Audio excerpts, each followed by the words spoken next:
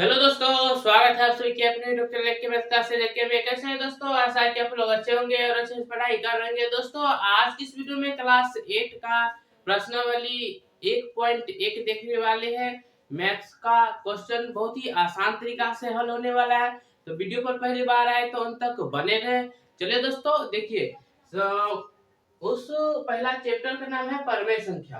अब परमेय संख्या किसे कहेंगे? अब देखिए, ये देखिए, परमेय संख्या, परमेय संख्या वैसा संख्या वैसा संख्या जिसे जिसे P बटा Q के रूप में लिखा लिखा लिखा जाता है लिखा जाता है।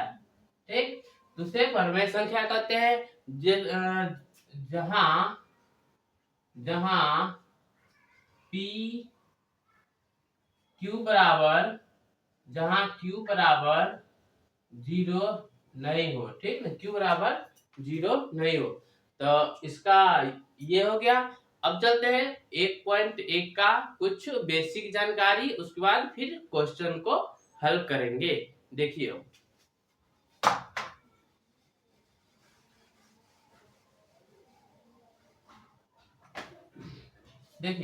इसमें पहले एक कॉन्सेप्ट को पता होना चाहिए, उसके बाद क्वेश्चन बनाने में बहुत ही आसान होगा। देखिए, यहाँ पे एक क्रम विनिमय का नियम, क्रम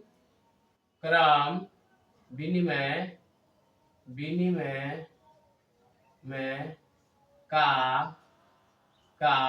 नियम नियम क्रम विनिमय का नियम क्या कह रहा है, अब उसको देखेंगे बहुत ही आसान तरीका से। देखिए, जैसे A गुना B बराबर, इसको अपोजिट कर देंगे, यानी B गुना A, यानी एक स्थान पर कोई भी अंक आ सकता है। जैसे मानिए यहाँ पे 6 आ गया गुने में, फिर यहाँ 2 आ गया, B का स्थान पे 2, बराबर में B का स्थान पे 2 आ जाएगा, फिर गुना में 6, तो बराबर, इसको देखिए, इसको गुना करने के बाद भी 12 आ जाएगा, इसको गुना करने के बाद भी 12 आ जाएगा, तो इसको कहेंगे क्रम विनिमय का नियम।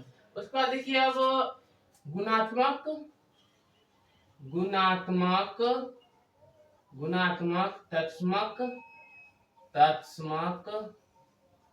नियम। अब इसमें क्या कह रहा है, अब इसको बहुत ही आसान तरीका से देखने वाले। देखिए, इसको कहेंगे A गुना 1 बराबर में 1 गुना A बराबर A ही होगा। ठीक, देखिए, एक स्थान पे कोई भी अंक देने के बाद उसको 1 से गुना करने के बाद वही अंक प्राप्त होता है, उसको कहेंगे गुणात्मक तत्समक नियम। जैसे कि यहाँ पे देख लीजिए, यहाँ पे एक स्थान पर अगर 5 देते हैं, गुना में 1 कर लेते हैं, तो फिर अपोजिट यानी 1 को अगर किसी भी संख्या से गुना करेंगे तो उतना ही आएगा, 5 ही आएगा। ठीक, इसको कहेंगे गुणात्मक तत्समक नियम। अब कुछ एक और जानकारी, देखिए, क्रम हो गया, गुणात्मक हो गया। अब देखिए, गुणात्मक तत्समक, गुणात्मक प्रतिलोम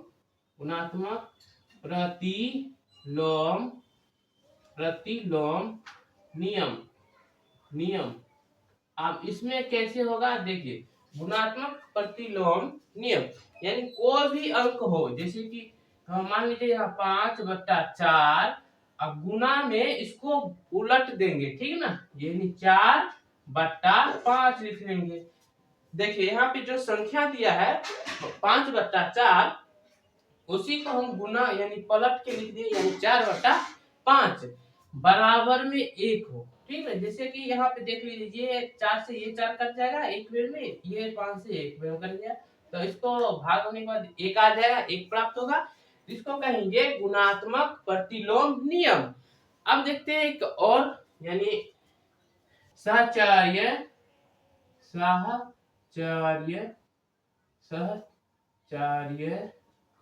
नियम।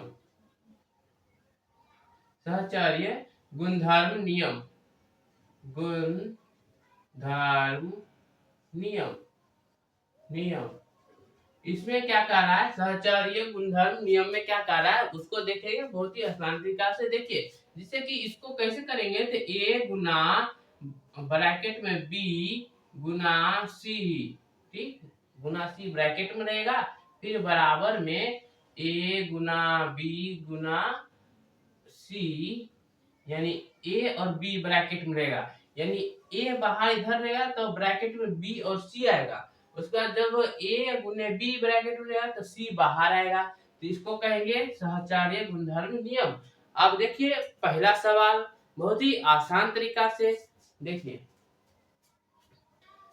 देखिए दोस्तों पहला क्वेश्चन दिया है -4/5 गुने 1 बराबर 1 गुना फिर -4/5 बराबर -4/5 इसको दिया है। देखियो ये किस रूल पे बन रहा है, यहाँ पे मान लीजिए ये कोई ये संख्या a है, ठीक, कोई संख्या ये a है और गुना में ये 1 दिया है, फिर बराबर में ये 1 को 1 ही रहेगा, गुना में देखिए ये कौन संख्या मान लीजिए, मानिए a है तो a, फिर बराबर में ये अंक दिया है यानी a, यानी इसको गुना करने के बाद वही अंक प्राप्त होता है। तो ये किस रूल में अप्लाई होता है, तो देखिए गुणात्मक तत्समक नियम। तो इसका आंसर हो जाएगा गुणात्मक गुणात्मक गुणात्मक तत्समक तत्समक नियम, नियम।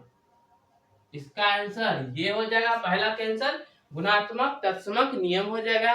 दोस्तों समझ में आ रहा होगा तो एक लाइक करें और कमेंट में यस लिखे कि हाँ सर समझ में आ रहा है। अब देखिए दूसरा क्वेश्चन, देखिए दोस्तों दूसरा क्वेश्चन दिया है -13/17 गुना -2/7 बराबर में फिर -2/7 गुने -13/17। अब इसको हल करेंगे बहुत ही आसान तरीका से। देखिए ये संख्या मान लीजिए -13/17 कोई इसको संख्या मान लीजिए a है, ये गुना में फिर -2/7 है, इसको मान लीजिए b है, ठीक, बराबर में ये इसको a माने हैं, इस गुना में फिर यही अंक इधर रिपीट कर दिया है, उलट दिया है, यानी इसको b मान लीजिए। इसको देखिए ये किस रूल के आधार पर किस सिद्धांत पर बना है, देखिए तो इसका आंसर देखिए क्रम विनिमय का नियम पर गया है। देखिए कोई संख्या है, यानी ये संख्या है, इसको गुना करने के बाद वही देखिए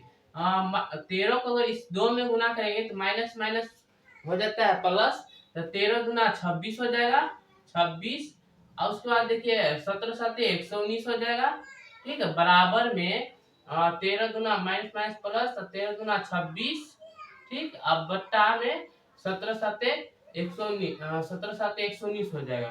तो देखिए LHS बराबर RHS, यानी लेफ्ट हैंड साइड एंड और बराबर राइट हैंड साइड, दोनों इक्वल है यानी सेम है। तो इसका आंसर क्या हो जाएगा, तो इसका आंसर हो जाएगा क्रम विनिमय का नियम। इसका आंसर हो जाएगा क्रम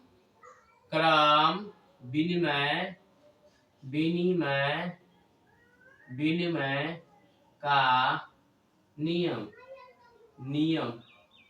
इसका आंसर ये हो जाएगा। अब देखिए अगला क्वेश्चन यानी तीसरा क्वेश्चन, देखिए दोस्तों तीसरा क्वेश्चन में दिया है -19/29 गुना फिर 29/-19 बराबर 1 है। तो आप इसको कैसे बनाएंगे, बहुत ही आसान तरीका से। देखिए यहाँ पे ये -19 से -19 कट जाएगा एक बेर में, ठीक। अब देखिए ये 29 से 29 कट जाएगा एक बेर में, तो बराबर में 1 ही आया। तो ये किस पे हम बता चुके हैं, देखिए यहाँ पे गुणात्मक प्रतिलोम नियम पर बना है, ठीक। तो इसका आंसर हो जाएगा गुणात्मक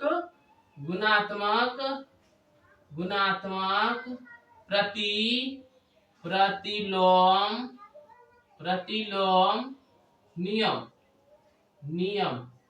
इसके आधार पर ये बना है, इसका आंसर ये हो जाएगा। अब दोस्तों आशा है कि समझ रहे होंगे तो लाइक करें और दोस्तों का शेयर करें ताकि वो भी समझकर बना सके। अब देखिए अगला क्वेश्चन। देखिए दोस्तों दूसरा क्वेश्चन में दिया है, बताइए कौन से गुणधर्म गुण की सहायता से आप आप आप 1/3 गुना 6 ब्रैकेट में 6 गुने 4/3 को 1/3 गुने 6 गुने 4/3 के रूप में अभिकलन करते हैं। अब इसको कैसे बनाएंगे, बहुत ही आसान तरीका से। आप लोग पीछे याद कीजिए कि हम बता चुके हैं सहचार्य क्या नियम, यानी देखिए सहचार्य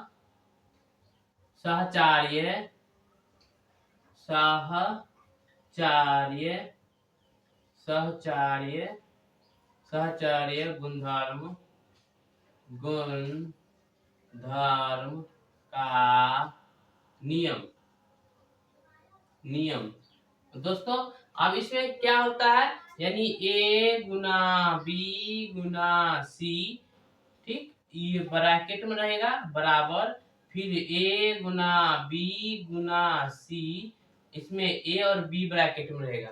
तो इसको देखिए इस रूल पे बन रहा है। देखिए मान लीजिए इसको A है, फिर इसको 6 के 1/3 के A मान लीजिए गुना में, फिर बी 6 के B मान लीजिए गुना 4/3 को यहाँ पे C मान लीजिए, इसको ये ब्रैकेट में आ गया। फिर उसके बाद इसको 1/3 को A मान लीजिए बराबर में A, और गुना में 6 के B मान लीजिए, फिर उसके बाद गुना 4/3 को C मान लीजिए। अब यहाँ पे देखिए, यहाँ पे ये A गुने B ब्रैकेट में आ गया। देखिए इस रूप में बन रहा है, यानी इसका आंसर हो जाएगा, यानी सहचार्य गुणधर्म का नियम, इसका आंसर हो जाएगा सहचार्य गुणधर्म का नियम। इस पर ये बन रहा है, तो इसका आंसर ये हो गया। दोस्तों आशा है कि आप लोग समझ गए होंगे। समझ गए होंगे तो एक लाइक करें, और किस जिला से आप लोग देख रहे हैं कमेंट में लिख के जरूर बताएं। तब तक के लिए दोस्तों इसी तरह इंफॉर्मेशन मैथ के लिए जानकारी के लिए आप लोग आगे भी जानकारी मिलते रहेगी, तो चैनल को सब्सक्राइब करके रख ले। आप लोग इस तरह मिलते रहेगी। तब तक के लिए धन्यवाद मित्रों, मिलते हैं अगले वीडियो में।